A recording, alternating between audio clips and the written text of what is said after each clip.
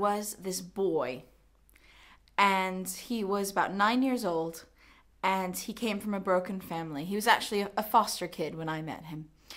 And we were talking about listening to God and how people can individually connect with God, and he just wasn't having any of it. He was completely refusing that it existed, that God was real, that it was possible, and he just was completely rejecting it. And one of us was doing a talk from the front about how we have had labels slapped on our hearts and our minds, and other people have judged us and told us who we are for so long that we begin to believe these horrible labels. And we led some ministry suggesting that you can ask God what label has been put on you, or you can show God the label, and he would take it off and show you something that he sees in you of who you really are. He would remove that label and show you who you really are. And we led ministry and everything was great, and this child just sat there with a stony face. And at the end, he came up to the shack at the back, which was our prayer ministry venue.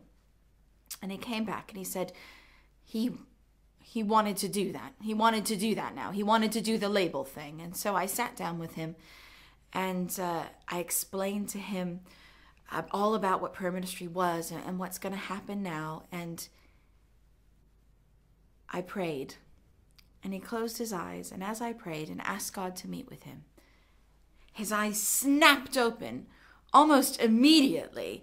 And he said, I heard from God, I heard from God. And I was like, that's great, what happened? And he said, I showed God my label.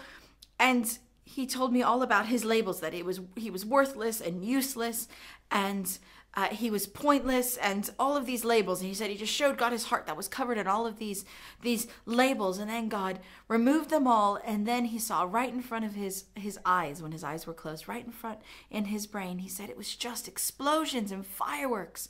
And he saw the word wonderful. God thinks I'm wonderful. And he started to cry and cry and cry. And this 9-year-old boy sat with God for about 20 minutes as I sat next to him. And he met with God, and God ministered to his heart. And he had this massive moment with God, all through prayer ministry, just through him being willing to come and having a leader to be able to sit with him and help him break through into that connection. This session is about how you can do prayer ministry with children. Sometimes it will be about heart hurts. Sometimes it will be about whatever is bugging their mind or stressing them out. Sometimes it will be something broken in their body or something hurt on their body. Whenever a child needs to meet with God and needs help, we're going to give you the tools that you need to do that. Whether it's in a shack at the back, whether it's on the side of a venue, whether it's in your small group, whatever you are and wherever you are, I want you to feel equipped and empowered to just help this child meet with God. Prayer ministry is for us to help children connect with God, not to make them reliant on us. So often in children's ministry, we have a massive heart for our children. We want our children to meet with God. We want them to know God. We want them to be full of everything that God has for them. And we so want them to do that we end up inserting ourselves into their relationship with God.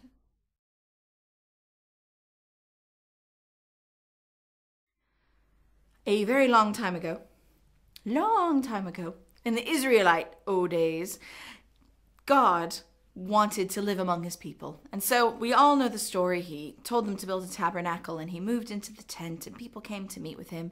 And he set up this structure, this way for his people to connect with him. And in the tabernacle and later in the temple, there was a process. There was a series of courts. There was this initial court where people could come, anybody could come, and women.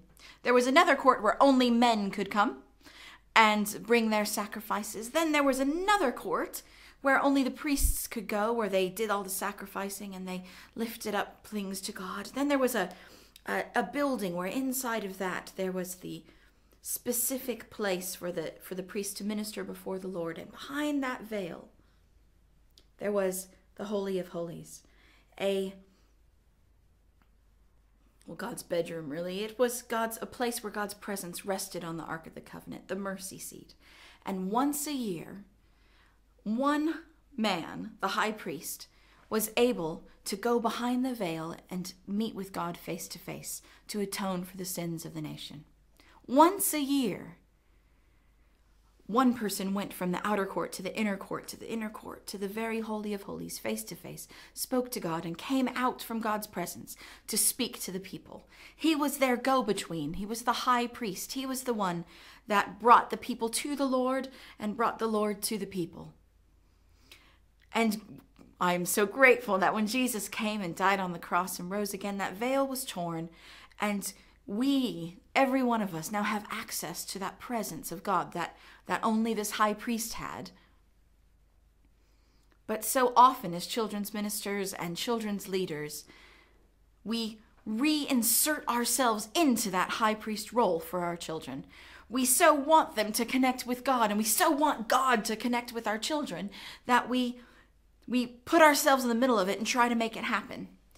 And with prayer ministry, we're responding to a child's need. A child wants to meet with God, and we want to help them meet with God. And it's so important that we don't shove ourselves in the middle of it and say, let me interpret God for you, and let me tell God what you need, and be in the middle of it. Their relationship with God is their relationship with God. And as we enter into prayer ministry, we need to remember that we are not the high priest who is the gatekeeper and the conduit for God's voice.